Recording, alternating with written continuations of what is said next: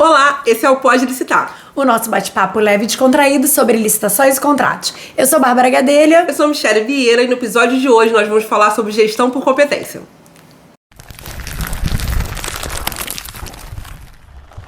Bom, esse assunto já veio em quase todos os episódios, né? A gente fala e chega na gestão por competências.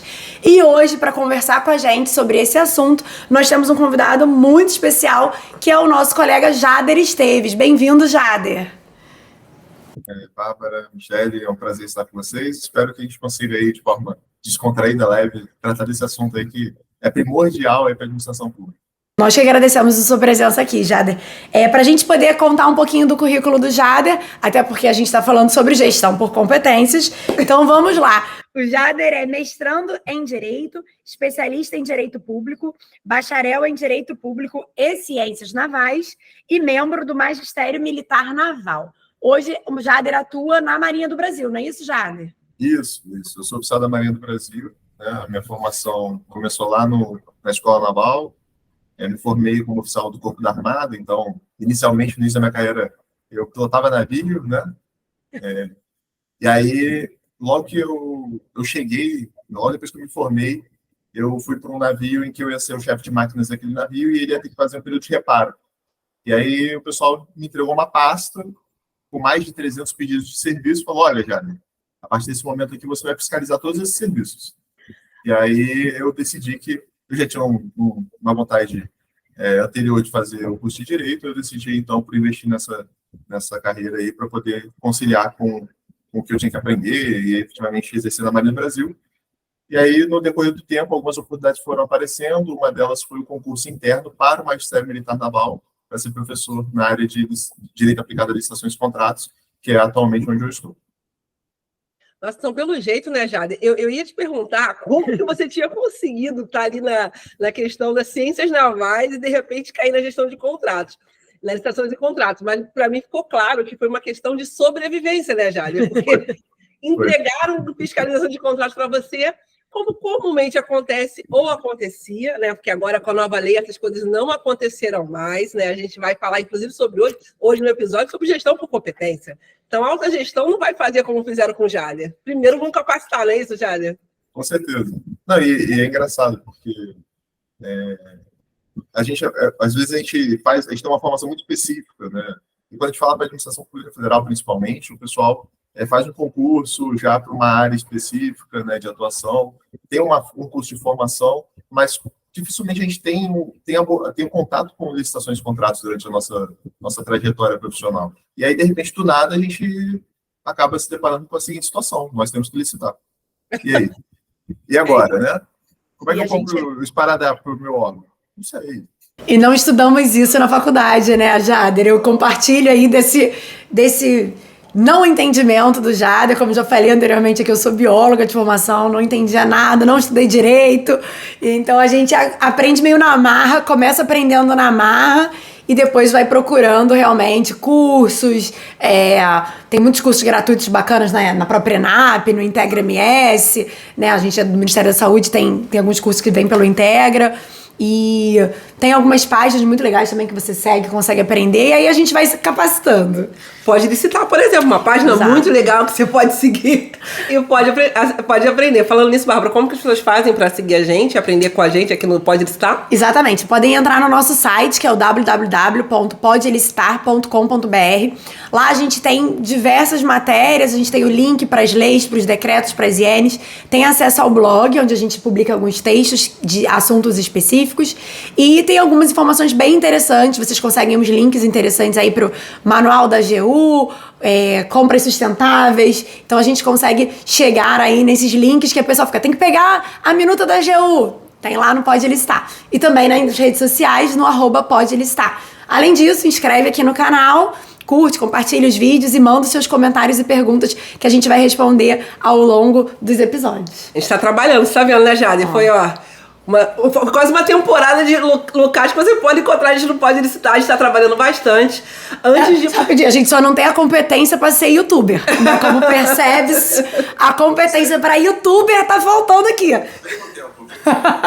Mas, assim, antes de passar a palavra para a Bárbara fazer a próxima pergunta, eu queria tirar uma pergunta que não estava aqui no nosso roteiro, mas é simples, é só para eu poder, assim, saber como vai ficar o meu queridômetro em relação a Jader. Dentro de licitações e contratos, qual é a etapa que faz o seu coração bater mais forte? Planejamento da contratação, seleção do fornecedor, gestão de contratos, Jader? Sinceramente, gestão de contratos é a parte que faz o meu coração bater mais forte. Inclusive, aí me quebra essa temática. Olha aqui, Jader. Ó, aquele nome explodiu, Jader. Vai lá, Bárbara. Aí ela joga pra mim, né, a pergunta. Maravilhosa, sempre. Não, mas posso fazer só um comentário? Claro. É aquilo, né? Eu amo gestão de contratos. Mas o que é a gestão de contratos sem o planejamento, hein? Ah, tá vendo? Olha, mas olha isso, você viu, né? Que ele apagou as duas logo de cara, né? Pra já conquistar as duas de uma vez só. Jader. É como a Michelle diz, né? A gestão do contrato começa pro planejamento da próxima. Então a gente tá sempre juntas aqui, não tem jeito. E quando a gente planeja, a gente pergunta como é que foi a gestão. Então tá tudo certo. Vou fazer a pergunta que eu acho que é a primeira, não só a primeira, mas uma das principais de hoje, que é: o que é gestão por competências? A pergunta que não quer calar. Então vamos lá. Gestão por competências, né? A gente pode se ater a diversas definições técnicas, mas eu acho que esse não é o ponto. Quando a gente fala de gestão por competência, basicamente é saber colocar a pessoa certa no local certo, né? E naturalmente, a gestão por competência ela acontece de várias formas.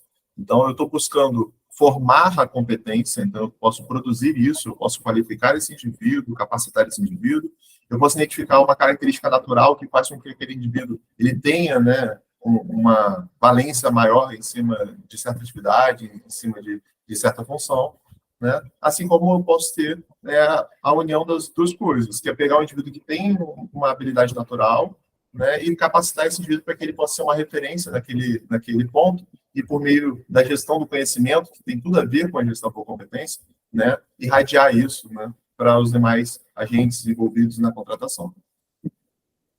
Perfeito, Jader. A gente estava falando em outros episódios, né? A gente estava brincando até no início dessa gravação, que gestão por competência, de fato, permeia todas as conversas que a gente tem aqui, todos os bate-papos, porque, de fato, não tem como fazer licitação de forma transparente, com eficiência, se a gente não pensar inicialmente na base, né? A gestão por competência é a base de tudo. E aí eu te pergunto, né? Como fazer a gestão por competência na nova lei de licitações e contratos? Ótimo. Assim, quando a gente olha para a gestão por competência, a gente está incorporando isso na administração pública federal brasileira, e aí eu estou utilizando como parâmetro a administração pública federal porque eu acho que, dentre os entes federativos, é aquela que a gente consegue analisar de forma mais linear o desenvolvimento dessa área, né? Então, tem uma regularidade de produção normativa, de debate público, então acho que fica mais fácil a gente fazer essa análise. Obviamente, os demais entes federativos também têm seus próprios regulamentos, né, e sua própria evolução. Quando a gente olha para a União, né, quando a gente olha para a Administração Pública Federal, a gente está incorporando isso desde a década de 90. Então, a gente tem decretos específicos que vão tratar sobre a gestão de competência de forma muito mais genérica, né, não somente para a área de contratações públicas. E aí, aos poucos, até por uma pressão da própria jurisprudência do Tribunal de Contas da União, a gente foi vendo que a administração pública se qualificava demais em algumas áreas, mas quando se tratava de contratações públicas, ela acabava deixando de lado, né, alguns aspectos da contratação. Quando a gente olha para as três fases, né, do processo licitatório, a parte de seleção, a fase ali de seleção do fornecedor, né, a licitação em sentido estrito, ela já era debatida, essa formação já é debatida há muito tempo, a gente já tem um foco doutrinário, jurisprudencial nessa questão há muito tempo. Então, o leiloeiro não podia ser qualquer pessoa, o pregoeiro não poderia ser qualquer pessoa. Para participar da comissão permanente de licitação, esse indivíduo tinha que ter uma qualificação compatível, né, formando uma equipe multidisciplinar para poder tocar aquele processo. A escolha do fornecedor não é um problema quando a gente fala de gestão de competência. Mas uma coisa que ficou claro desde 93 para cá é que a gente tinha muita preocupação com isso, escolher o fornecedor, fazer ali o procedimento para poder saber qual era o menor valor, né? Porque a gente não tinha essa concepção do que era mais vantajoso, né? Então, o que é o mais barato para a administração? Vamos comprar, né? Mas a gente esquecia do pessoal que está envolvido no planejamento e a gente esquecia do pessoal que está envolvido na fiscalização de contratos. E aí o legislador, ele né? Naturalmente, esses agentes eles se conversam, e aí, na produção da nova lei de licitações, a gente vem lá no artigo 7º, trazendo, né, de forma explícita, que a alta administração ela deve promover a gestão por competência, e aí, para pressionar de forma taxativa, né, os agentes, os ordenadores de despesa, né, aqueles agentes que estão no topo ali da pirâmide do órgão, fala o seguinte, olha, a gestão por competência, além de todo esse arcabouço jurídico, doutrinário, que existe, acadêmico, por trás dessa definição, ainda vamos trazer para vocês aqui critérios objetivos de formação. Então, olha, lá no artigo 7º, no inciso 2, a gente vai falar, ó, esse indivíduo tem que ter uma experiência prévia, né, e naturalmente, quando a gente fala de experiência prévia, essa experiência tem que ser comprovada.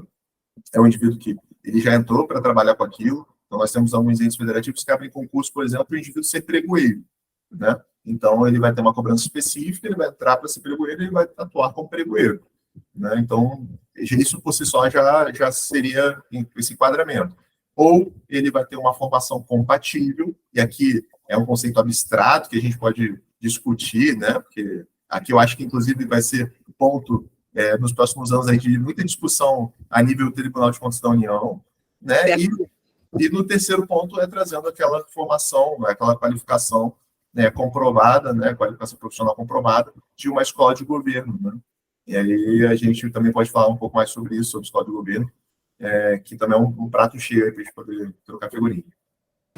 É verdade, eu acho que isso traz uma segurança, assim, eu pelo menos falando aqui do lado de gestão de contratos, quando as pessoas criticam a nova lei, eu acabo defendendo muito, não só por esse ponto, obviamente, tem muitas questões que eu vislumbro como grandes avanços, né? A própria questão dessa questão da governança, né, permeando toda a legislação, eu acho que é um avanço que por si só já faria com que a gente tornasse essa lei uma lei viável para a administração pública, mas no que tange ao que você acabou de falar, durante muito tempo, a gente que atuava como gestor fiscal de contratos, a gente sequer sabia se gestor era a mesma coisa que fiscal, né? Se a gente fazia a mesma coisa, né? E somente lá com o advento da Instrução Normativa 05 de 2017, que a gente compreendeu que havia uma divisão e que haviam outros fiscais, inclusive, né? Trazendo um pouquinho mais, né, desse conceito de procedimental que a instrução trouxe. Mas é por óbvio que a lei traz uma força nesse sentido, e a 14.103 faz isso, quando ela exige, né, que a alta gestão, ao indicar, ela não indique aquele que a gente brinca aqui, o café com leite, aquele que não deu certo em lugar nenhum, passou no corredor na hora que eu tô precisando de um fiscal, chama ali fulano e virou fiscal. Não é para ser castigo, não é para ser penalização, pelo contrário, né? É um encargo de alta responsabilidade e é um desserviço não olhar essas competências. Mas você tocou num ponto que eu acho que de fato é crucial. E que a gente já discutiu em um outro episódio falando sobre agente da contratação com a Laura, em que ela falou exatamente isso. As pessoas estão preocupadas em saber se agente da contratação é a mesma coisa que pregoeiro. As pessoas passaram 2 anos querendo saber se vão ter agentes da contratação efetivos ou se pode ser cargos comissionados. Mas ninguém perguntou como esse agente da contratação tem que ser escolhido. Que competências esse profissional tem que ter? Ele tem que ter uma aptidão diferente para o direito, para a contabilidade. E eu acho que você tocou nesse ponto, eu concordo. Quando a gente fala que esse fiscal tem que ter competências similares à atividade, quando eu olho para a minha realidade, eu sou um pouco de tudo. Eu faço RH, eu faço contabilidade, eu falo sobre questões trabalhistas. O gestor de contratos é um cara que tem um leque absurdo e que tem que estar constantemente estudando. A gente tem que fazer essa reflexão. Já vamos colocar essa sementinha, Jade, na cabeça de quem nos ouve. Com certeza. Quando a gente fala, um outro assunto recorrente aqui, a gente fala sobre governança e alta gestão, né? E é muito importante que a alta gestão entenda a necessidade de identificar as competências dos servidores, justamente para que nesse momento ali de colocar as peças no tabuleiro, consiga conduzir de forma a valorizar as competências e colocar aquele servidor num local em que ele possa aproveitar essas competências dele de melhor maneira. Falando sobre as escolas de governo, uma curiosidade, o segundo curso que eu fiz de licitação na vida, o primeiro que eu fiz foi lei de licitações, né? porque minha formação é completamente... Fiz mestrado em outra coisa, doutorado em outra coisa, tá? Aí vai. Como eu falei antes de começar a gravação, eu não consigo mais defender o memorial. No meu currículo, não tenho mais como explicar. Mas o segundo curso que eu fiz foi curso de formação de pregoeiros. Porque eu queria entender como que funcionava o certame. Então, para mim, eu tinha feito um curso de licitação, mas tinha ficado muito nebulosa essa parte de habilitação e tal. E eu falei, cara, eu vou fazer um curso de pregoeira, não é pra eu virar pregoeira, mas é pra eu conseguir entender o que acontece naquele dia. E aí, o primeiro pregão que eu fiz, que era um objeto meu, na verdade, eu era requisitante ainda, quando eu comecei a fazer... Quando eu fiz o curso de pregoeira, eu ainda era requisitante. E aí, quando foi ter o pregão desse processo, que eu tinha sido meu primeiro processo, eu cheguei pro pregoeiro, que hoje é um amigo nosso, eu falei assim, eu posso acompanhar o pregão com você? Ele, mas não tem nada, assim, não tem nada. Mas eu falei, mas por favor, deixa eu acompanhar, eu quero ver como é que funciona. Porque é muito abstrato, você faz o curso, eu fiz o curso todo, eu concluí o curso. Mas você vê a dinâmica daquilo ali funcionando é muito interessante, né? É completamente diferente do que a gente vê no curso. Então, é muito importante, óbvio, você ter o curso de formação na escola de governo, mas eu acho que tem um estágio probatório ali, antes de você virar pregoeiro, que também deveria ser considerada, né? Antes de você pegar um certame pra você ser o cara do martelinho ali, acho que você tem que ter acompanhado alguns outros, né? Assim, a impressão que eu tive é essa. Pra você se sentir seguro, você tem que ter visto como é que aquela dinâmica acontece anteriormente. E aí, entrando, então, nessa questão das qualificações, eu queria te fazer uma pergunta. Quais são as opções de qualificação que existem hoje para esses agentes envolvidos em licitação? O que você visualiza de qualificação? Então, assim, quando a gente olha para o pessoal envolvido no processo de contratação, primeiro a gente tem que entender como é que o órgão, de fato, prepara esse pessoal. Né? Assim que o indivíduo ele ingressa na carreira pública, a gente já consegue ter uma noção se esse indivíduo vai estar envolvido ou não, né, lá no processo licitatório, porque existem funções que são específicas para trabalhar com isso. Então, vou dar um exemplo, né, que acontece na Marinha do Brasil. Lá na Escola Naval, nós temos 3 corpos que são formados, né, a gente chama de corpo, né? É o corpo da Armada, que são os oficiais que vão trabalhar nos navios, temos os fuzileiros navais, né? É o pessoal que vai projetar poder do mar para a terra, o pessoal que vai desembarcar dos navios, né?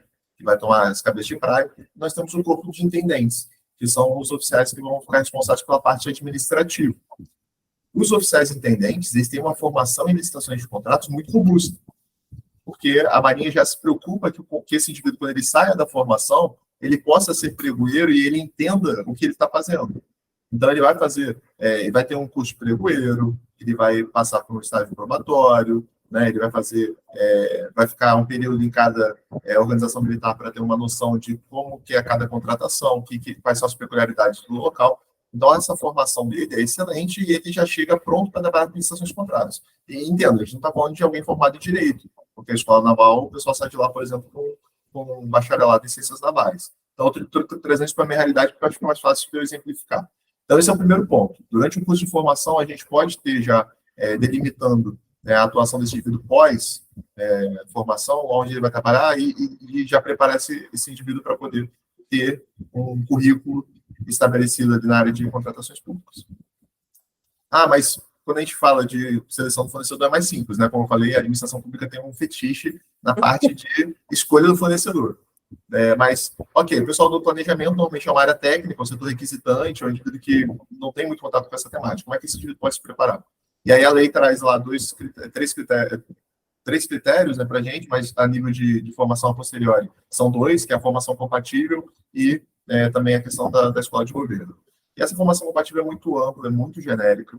Então, eu já peguei algumas consultas feitas à AGU, algumas consultas feitas à CGU, algumas consultas feitas ao TCU, no sentido de perguntar, olha, o curso que eu ministro aqui no meu órgão, ele é válido como formação compatível?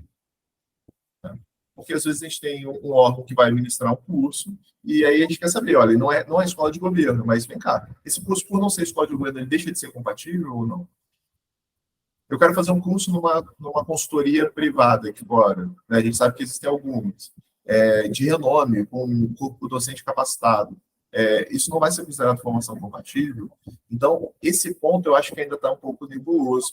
naturalmente a gente vai ter que discutir isso academicamente, junto com os órgãos de controle, né, para poder entender como é que vai ser essa baliza, que infelizmente a gente trabalha muito com isso. Eu gostaria que o Poder Executivo, na sua função atípica de legislar, ele pudesse ser um pouco mais preciso com relação a essas questões, já que a gente tem uma margem discricionária para poder delimitar o que pode ser considerado ou não formação compatível, né? Mas assim, a gente não tem nada muito específico, então a gente acaba trabalhando muito com o que o controle fala que pode e que não pode, né? Então, acho que essa questão da formação compatível é algo mais abstrato, e aí eu recomendo para o pessoal todo tipo de curso, apresentação, palestra, simpósio, tudo que o pessoal for acompanhando, né, que o pessoal vá registrando isso nas suas fichas profissionais, porque futuramente isso pode vir a justamente proteger, né, a autoridade competente que está designando aquele agente, no sentido de falar, olha, ele não teve isso na formação dele, mas ele fez N participações aqui, N cursinhos, de 3 dias, de 1 semana, 2 semanas, simpósio, que, de certa forma, vão qualificando ele dentro dessa perspectiva de formação compatível. E aí, o terceiro ponto é a questão da escola de governo. E aí, no Brasil, hoje, a gente tem, salvo melhor juízo, são 18 escolas de governo reconhecidas atualmente. A gente tem um processo para esse reconhecimento, que hoje quem está conduzindo é a ENAP, né, tem um decreto federal que trata dessa questão, e fala, olha, dentro da rede nacional de escolas de governo, nós temos mais de 200 instituições, mas com um carimbinho lá para falar que é escola de governo de fato, né, nós temos poucas. São algumas muito específicas.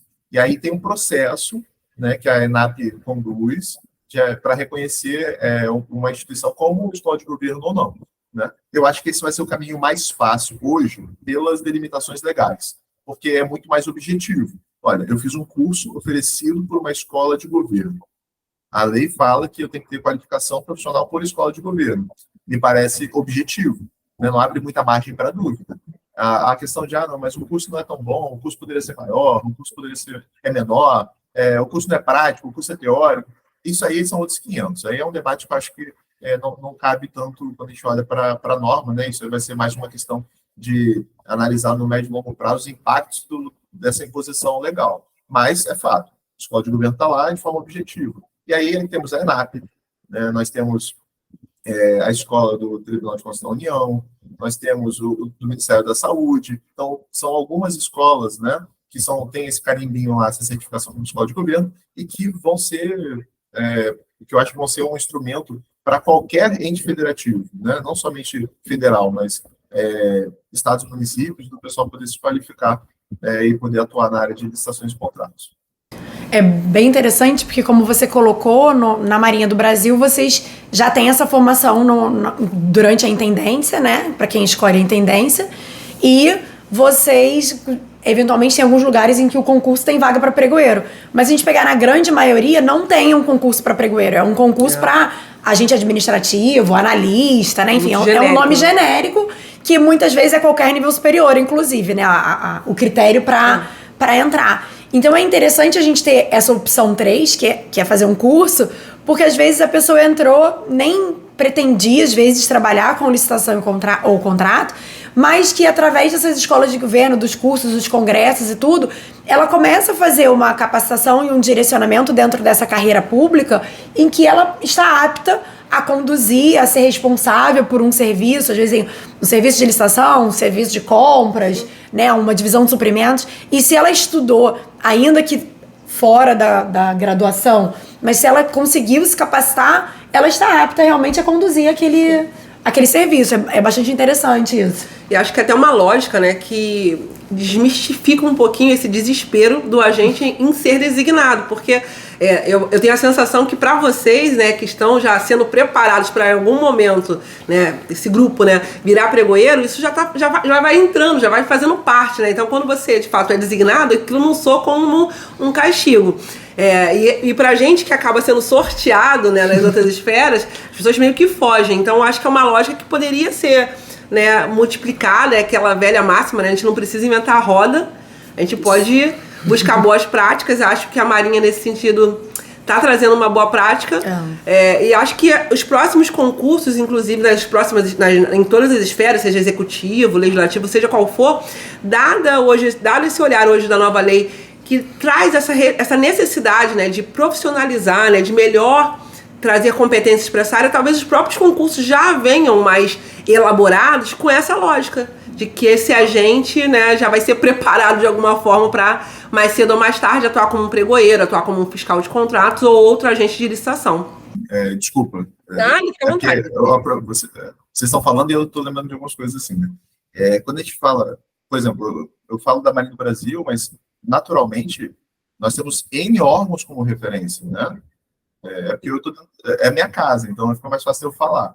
A Marinha, ela, por exemplo, forma os oficiais intendentes lá na Escola Naval, tem a pessoa também que vem já faz uma faculdade aqui fora e entra por outro caminho, né, que a gente chama o quadro complementar. Mas hoje, por exemplo, eu ministro aula no Centro de Instrução e Adestramento Almirante Newton Braga, que é o CIANE. Esse centro, ele é um centro que ele é, basicamente, a sua maior atividade hoje é a formação dos militares que não têm contato na formação inicial com licitações de contratos.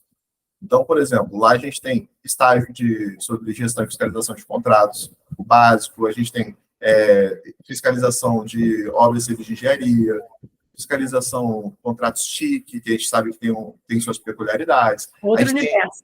Exatamente. Aí temos parte de planejamento, licitações sustentáveis. Então, nós temos um corpo docente que trabalha com esses cursos, são cursos de 3 dias, uma semana, depende, né, da natureza, até porque a gente sabe que o pessoal continua trabalhando, o pessoal continua tendo suas atividades no dia a dia, e aí a gente também quer ter adesão.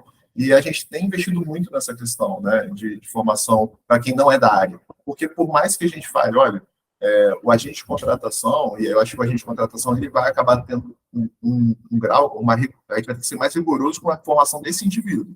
Porque o agente de contratação ele vem para substituir uma comissão, né? O que a gente fazia antes em formato de colegiado, agora a gente vai fazer unipessoal. E aí esse indivíduo, ele não é só conduzir aquele processinho ali, né, abrir o sistema, ver qual o melhor lance, não. Ele participa do processo como um todo, porque ele tem que fazer o processo andar. Então ele tem que andar, ele tem que entender um pouco de planejamento, ele tem que entender sobre o processo de escolha, ele tem que entender sobre a gestão contratual, ele acaba sendo um aspecto mais amplo.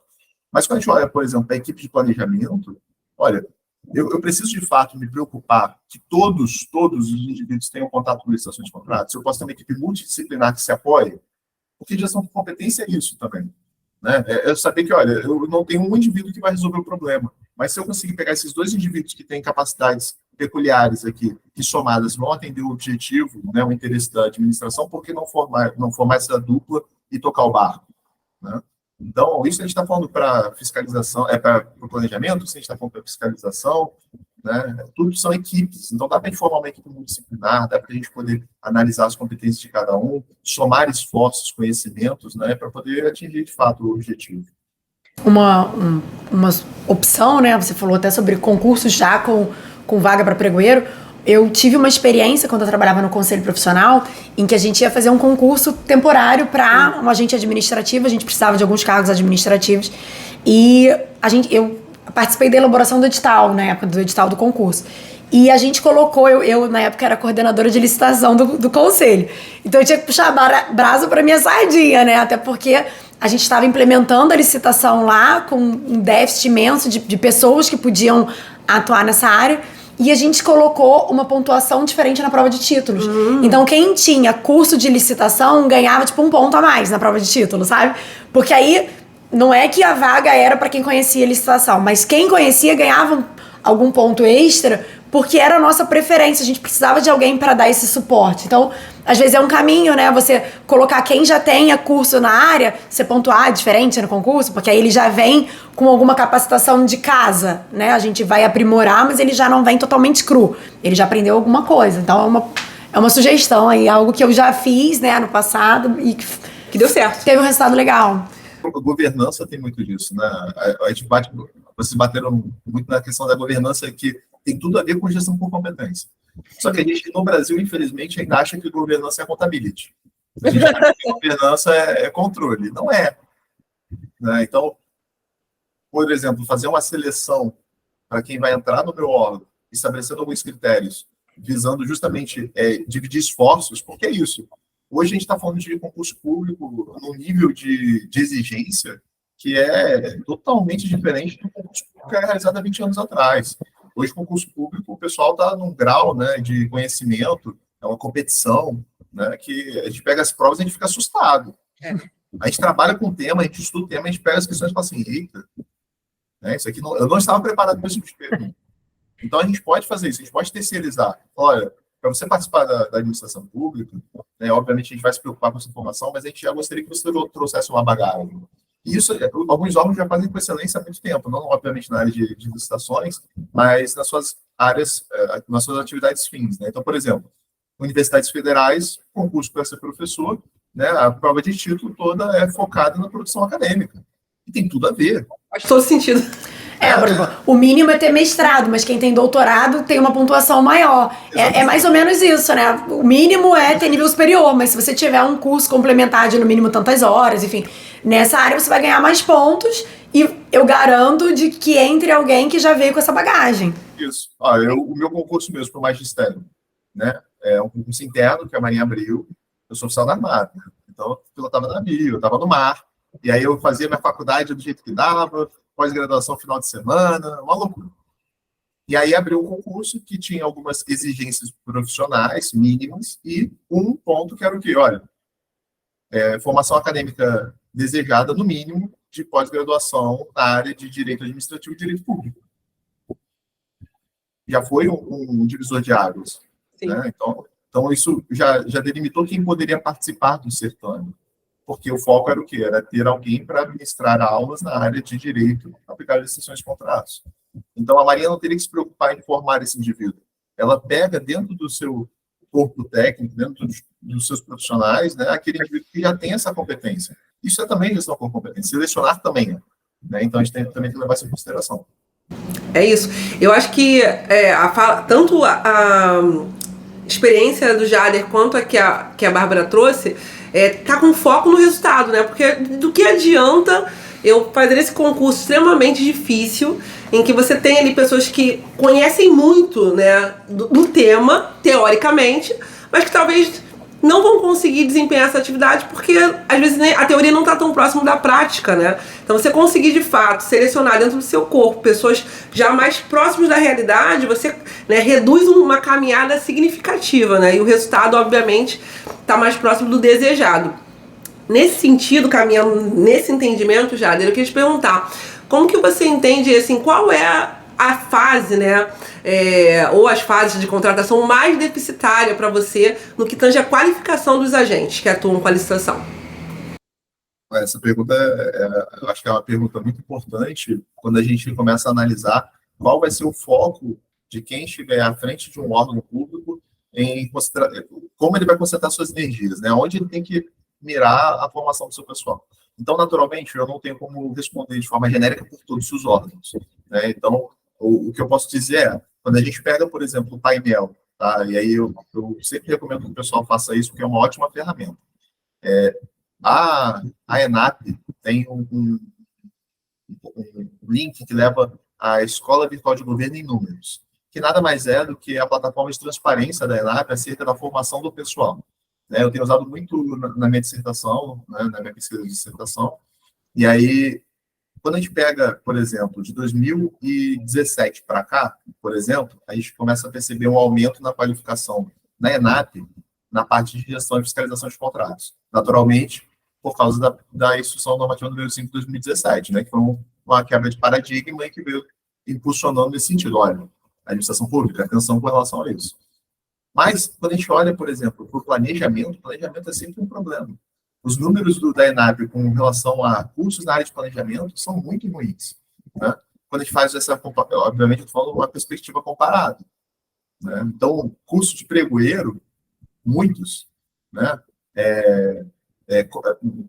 Teoria básica de licitações, muita gente qualificada. Mas quando a gente olha, por exemplo, planejamento é um problema. De 2021 para cá, as coisas começaram a dar uma mudada. Né? E eu entendo que isso em virtude da pressão da própria norma. Né? Porque se a norma já falava o seguinte, a norma fala no seu artigo 7.2 que o indivíduo que já tem a atuação naquela área já vale como uma formação compatível, como uma formação de escola de governo, né, na qualificação de escola de governo, esse indivíduo já fez a preparação dele com base na 866, na 10.520, na RDC, ele só vai ter que se adaptar. Mas o rito não é muito diferente para quem está selecionando o fornecedor, né? Agora, planejamento e gestão contratual, o pessoal não tinha muita preocupação com isso. E aí, de 2021 para cá, os números da ENAP começam a crescer nessas duas áreas. Então, a gente começa a ver que é uma tensão e a gente pode deduzir que se esses números estão crescendo de forma mais latente do que na parte de seleção do fornecedor, é porque nós tínhamos menos pessoal capacitado nessas duas áreas. E aí, isso vai demandar dos órgãos o quê? Uma análise interna, porque eu posso ter um órgão que vai ter pessoal formado na área de planejamento, vou ter o pessoal que não vai ter. Vai ter um foco na parte de gestão contratual. Então, o que eu acho que é interessante o pessoal entender é, primeiro, o fato é, o planejamento e a gestão contratual são áreas deficientes na administração pública como um todo. Mas a nova lei, ela trata do planejamento de forma muito específica. Então, a nova lei, ela vem batendo no planejamento, alguns doutrinadores até dizem que bate demais no planejamento, né? Trazendo até instrumentos que antes eram só da administração pública federal, agora para todos os entes federativos, o ETP é um claro exemplo disso. Mas a gestão contratual, a norma não fala muito. A gestão contratual não fala. Então, são essas duas áreas que a gente vai ter que ter atenção. Planejamento e gestão. Mas, se eu tivesse que dar uma dica, eu focaria na gestão. Por quê? Porque a norma não é clara com relação a isso. E mesmo a regulamentação a posteriori, decreto 11.246 mesmo, não traz muitas novidades. Ele é muito genérico. Né? Ele acaba passando a bola para o próprio órgão. Fala, olha, meu amigo, você pode, dentro aí, observando o que tem nesse decreto, que você faz o que você quiser. Então, assim, até saiu o manual que estão prometendo, né? Que a norma promete um manual. Vamos ver como será esse manual. Eu, particularmente, estou esperando ansioso por esse manual. Mas a gente não vê muitas questões específicas nessa área. Então, o pessoal vai ter que se qualificar mais, porque não adianta. Todos os problemas contratuais acabam desembocando na execução. Então, o planejamento vai ter o seu arrasto, vai trazer um arrasto problemático, tanto para a seleção do fornecedor quanto para a gestão, mas a gente só descobre o problema de fato durante a execução do contrato. E aí, esse indivíduo não tendo qualificação, aí é o pior dos mundos, porque eu tenho todos os problemas aparecendo a uma para o indivíduo que não tem noção do que está fazendo. Aí é a fórmula do desastre. Então, eu focaria muito na qualificação dessas duas etapas, mas, naturalmente, hoje entendo que a gestão de contratos, até por uma ausência normativa, acaba sendo o foco aí da qualificação do pessoal. É interessante porque, se você for pensar em termos legais e de obrigação, para ser pregoeiro ou agente da contratação, você tem que ter um curso na escola de governo. Para ser fiscal de contrato, tem aquela questão de você não pode negar, e o que você pode dizer é, eu preciso me capacitar. Então, acaba que também existe um crescente de pessoas fazendo cursos nesse sentido, porque elas são meio obrigadas a se capacitar, já que elas não podem negar ser fiscal de contrato. Agora, para ser planejador, meu anjo, é qualquer um. É quem tá aí à toa na vida. Então, realmente, você não tem uma formação direcionada ou específica para planejamento da contratação. Inclusive, agora, o que a gente vem falando muito, agora o requisitante faz parte desse planejamento de maneira formal. Então, é o usuário do material. É você pegar realmente a pessoa que iria usar o material e trazê-la para dentro do planejamento. E essa pessoa, com certeza, não tem um curso que instrua ela de como fazer o planejamento, como conduzir essa etapa. Então, é interessante perceber que tem alguns critérios que são obrigatórios ter um curso, e naquele que não é tão obrigatório ter um curso, acaba que realmente tem uma procura menor, né? Porque não é obrigado.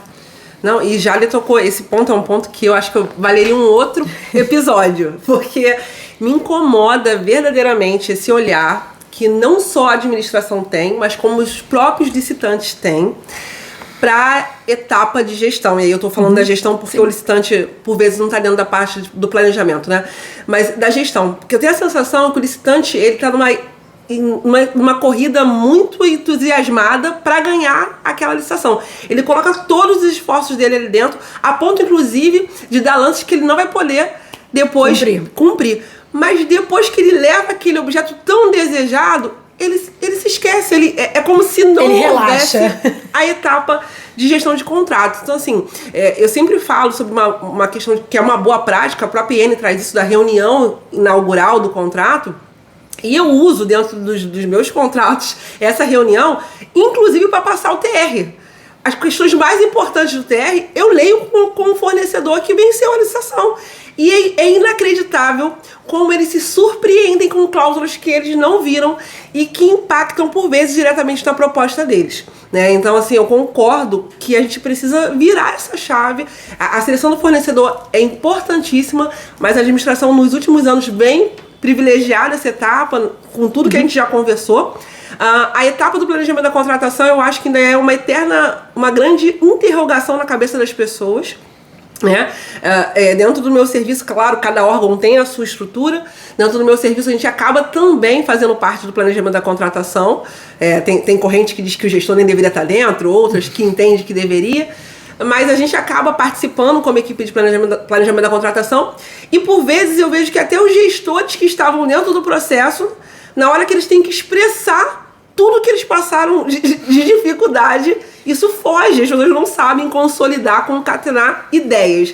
Então eu acho que a gente tem um desafio enorme pela frente, de fato. Concordo mais uma vez com você, Jarder. Etapa do planejamento da contratação, gestão de contratos são fases muito deficitárias ainda, e eu não sei se a gente já acordou verdadeiramente para isso. Fica aí mais uma vez a reflexão. Essa questão que você falou dos licitantes, hein? Pegando o gancho já para a próxima pergunta que a gente vai fazer, é muito importante isso que você falou, porque eles se dedicam a ler no TR, no edital, como que participa do certame. Mas tem alguns pedacinhos, lá no ETP já tem também, muitos quesitos importantes para o dimensionamento da proposta, para que ele consiga chegar num número que vai ser factível com a execução daquele contrato. Né? Inclusive com relação ao orçamento sigiloso, se a gente divulga ou não o orçamento, é importante, assim, no meu órgão a gente usa orçamento sigiloso, porque a gente obriga o licitante a calcular. Ele precisa calcular o custo dele. Porque quando a gente coloca o valor máximo, eles começam a dar desconto. Acho que eu brinco que o pregão não é menor preço. Ele é quase maior desconto, né? Porque ele tem o teto. Então eles vão dando desconto ali, mas ele não sabe se aquele desconto que ele deu, ele consegue bancar ao longo do período de vigência daquele contrato. Então é importante porque quando a gente faz um termo de referência, a gente se debruça sobre cláusulas de dimensionamento da proposta, e as empresas também precisam estar preparadas para ler essas cláusulas e analisar como que elas vão executar o contrato conforme está escrito ali, né? Não, e eu vou passar já a palavra para a Bárbara, mas é que de fato essa parte me deixa extremamente angustiada, e eu vou além. Por vezes o licitante, além dele não compreender que a etapa de execução é uma etapa extremamente importante para ele, eles também não sabem pleitear os seus próprios direitos dentro dessa etapa. Então, assim, às vezes o contrato ele fica desequilibrado porque o próprio licitante, além de já ter afundado a sua proposta, ele não sabe reajustar, ele não sabe repactuar, ele não sabe fazer custos não renováveis, ele não sabe gerir tua mão de obra, né, que deveria ser a parte de expertise, às vezes, num contrato de mão de obra. Então, a gente precisa não só a administração pública, como licitante que nos ouve nesse momento. Deem atenção para a etapa de gestão de contratos. A gente que tem que contar para ele que saiu uma convenção nova, né? Para atualizar o salário das pessoas. Que, olha, se você quiser, pode reequilibrar o contrato, por favor, hein? Existe essa possibilidade. Então, fica a dica. Pegando aí essa ideia, então, a gente tem uma pergunta que é como preparar o meu órgão e as empresas, né?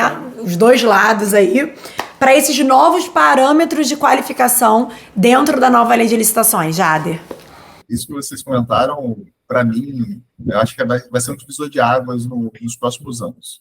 A gente tem que começar a desmistificar essa relação administração pública e empresas contratadas.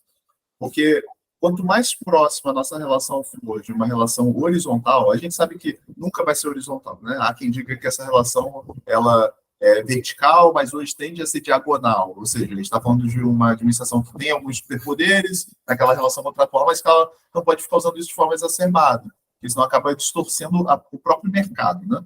E aí, quando a gente olha para a qualificação, um ponto que particularmente me incomoda é que, como vocês mesmos disseram, as empresas elas entram no processo licitatório, né? Elas entram ali na competição para saber se elas vão ser selecionadas ou não pela administração, e elas encaram aquilo como um jogo. Elas só querem ganhar, né? E aí nós temos alguns doutrinadores que falam sobre isso, né? Que é a percepção, a mentalidade de cassino. O indivíduo ele não está preocupado com as possíveis consequências da jogada dele, ele quer ganhar.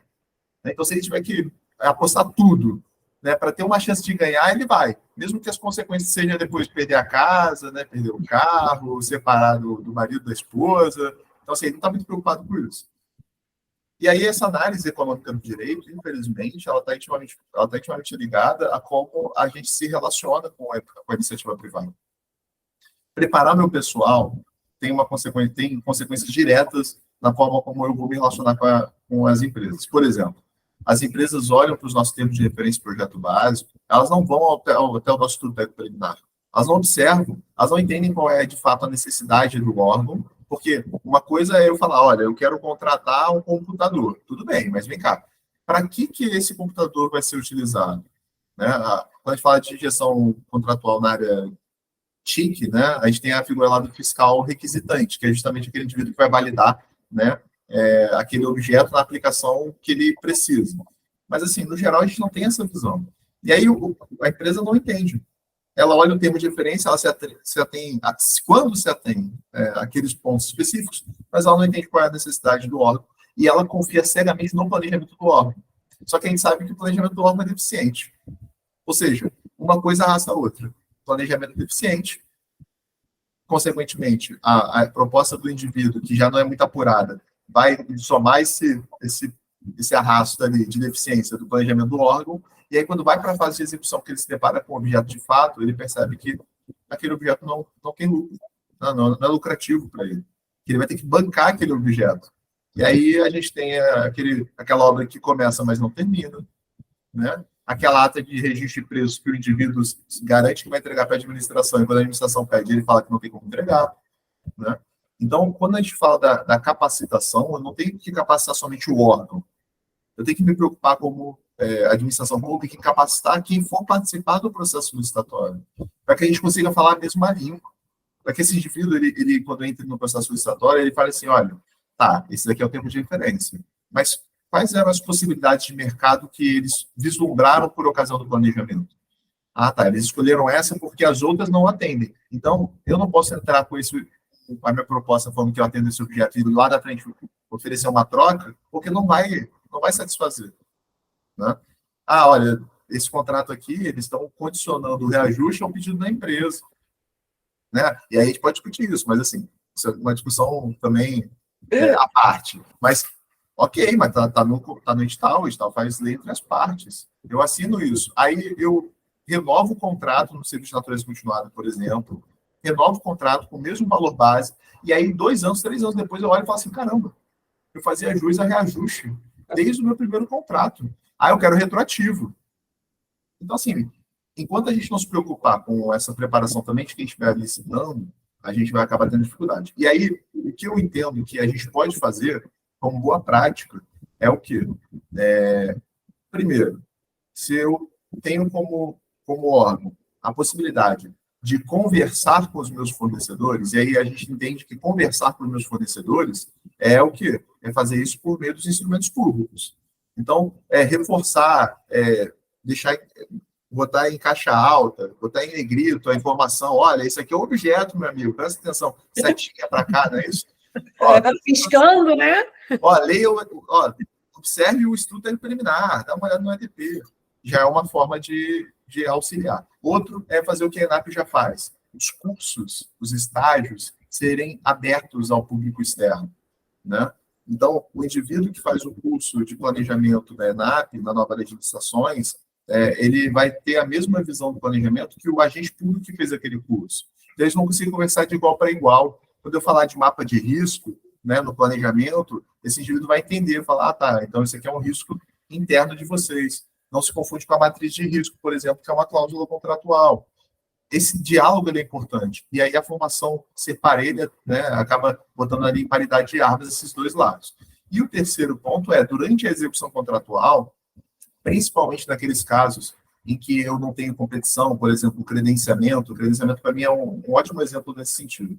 Se eu tenho N empresas credenciadas para prestar aquele serviço para a administração pública e eu estou tendo problemas pontuais com uma ou outra empresa, ou problemas gerais, né, promover reuniões com seus representantes, com os prepostos, para explicar, falar, olha, pessoal, essa etapinha aqui da nossa execução tem que ser feita dessa forma, o documento comprobatório do serviço prestado tem que ser enviado desta maneira.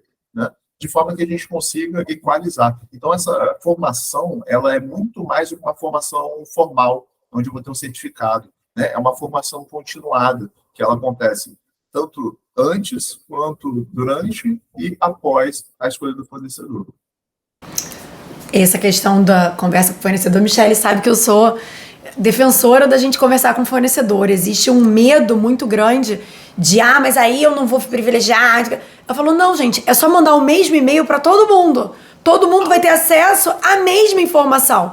E aí, já aconteceu de eu fazer reuniões presenciais, eu até já trouxe aqui alguns casos, alguns exemplos. No blog também tem um texto sobre isso, em que eu mandei o mesmo e-mail convocando todo mundo. Algumas aceitaram, vieram na reunião, e a reunião era pra gente entender, porque às vezes eu quero uma solução, na época de fazer o ETP, você pensou numa solução que o mercado não tem. Assim, aconteceu isso com a gente ia comprar um equipamento, e aí, assim, vou dar para não entrar no mérito do equipamento em si, mas eu vou dar um exemplo. Às vezes você quer comprar uma geladeira, você vai falar que ela tem que ter a dimensão tal, tal e tal, e não tem nenhuma geladeira no mercado com aquela dimensão. Então, se eu não fui até o mercado e entendi, ou a voltagem, e aí eu já mais de uma vez fui alertado pelos fornecedores, por exemplo, falando assim, Bárbara, vê o prazo que eu vou ter para entregar esse equipamento, porque eu não consigo te entregar, esse equipamento vem de fora, tem que passar pela alfândega. E aí eu tinha colocado, sei lá, o prazo de 60 dias. Eles falaram, com menos de 90 eu não entrego. Então, adianta eu colocar no TR 90 dias? Não, ele não vai me entregar. Eu tenho que botar 120. E se eu não botar 120, eu não tenho licitante nenhum interessado. Então, essa troca é importante porque eu aprendi com eles, né? Acaba que é uma troca mútua, não apenas eu estou dando as informações para ele, mercado, eu pretendo comprar uma porção de equipamentos ano que vem. Ele também já vai se preparar. Mas ele também vai me dar quais são as condições que o mercado tem para que eu possa escrever no meu termo de referência algo exequível. Não adianta eu colocar algo que é inexequível, que ninguém vai poder participar, né? Olha, quando eu digo que estamos falando de gestão por competência, mas a gente permeou bastante essa questão da execução do contrato, no mais. Quando eu digo que esse tema é maravilhoso, ninguém me acredita. Eu não sei nem por que nesse universo as pessoas não querem ser gestores de fiscais de contratos. Porque o tempo correu. Aliás, ele acabou e eu tô arrasada com isso. Porque eu quero continuar falando. Teremos, Jader, que marcar um novo episódio, dessa vez presencialmente, por favor. Vamos unir nossas agendas aí para conciliar. Eu sei que a vida de quem trabalha com licitações e contratos é uma correria. Mestrando, então, é pior ainda, né? Pior ainda. Vários projetos. Jader faz parte do grupo de pesquisa de licitações e contratos do professor Rafael. Então, tá bombando aí de projetos para fazer. Então, eu sei que a agenda do Jader é muito corrida. Mas vamos tentar alinhar mais uma vez, presencialmente, para dar continuidade nesse e tantos outros assuntos. Eu amei o nosso bate-papo. De verdade, estou muito feliz. Acho que foi muito conteúdo para quem nos assiste, quem está passando por essas problemáticas. Eu brinco muito, mas é sério, né? É brincando, falando sério. A gente precisa atingir as pessoas de alguma forma. E por vezes a licitações e contratos tomou, sabe, uma modelagem de algo muito juridiquês, as pessoas logo torcem o nariz. Então, poder falar de uma forma leve, descontraída, as pessoas vão aprendendo que elas não estão nem sentindo, estão aqui gargalhando com a gente, se identificando. E no final das contas elas estão aprendendo, e esse é um dos objetivos aqui do Pode Licitar. Então agradecer sua presença e pedir, se é que ainda cabe, né? Porque foram tantas dicas, mas se é possível, uma dica aqui de ouro que o Jader pode deixar para nossa audiência acerca de gestão por competências, tudo que nós tratamos aqui, Jader. Olha, a dica que eu dou, né, nessa visão aí da gestão por competências é empresas que vão licitar, que vão contratar junto à administração pública. E a administração pública que tem que licitar, ou seja, toda a administração, tenha no seu órgão uma relação, né, com competências de cada um dos seus agentes, né, que vão estar envolvidos nesse processo. Né, seja na empresa ali o pessoal do setor jurídico, do RH, do setor de compras, quem quer que seja, né, tem uma relação com as competências, tanto as competências formais, aquelas atinentes aos seus respectivos cargos, funções, etc., mas também aquelas que extrapolam o campo ali profissional, que a pessoa tem no seu âmbito pessoal, porque às vezes é nessa habilidade ali que a gente vai conseguir fazer a distinção entre uma boa contratação ou não. É um indivíduo que não é da área de licitações e contratos, como eu não era, né, mas que continua estudando por fora, que gosta do tema, que tem um carinho especial pela questão e que vai poder contribuir. No final das contas, a administração pública no geral, né? E aí, obviamente, agora eu estou trazendo para a administração pública, não da iniciativa privada, mas na administração pública a gente costuma receber os mesmos salários que os nossos companheiros, né? Então, a gente entra por um certame, a gente recebe o mesmo trabalho, é o mesmo salário, independentemente do trabalho que a gente exerce.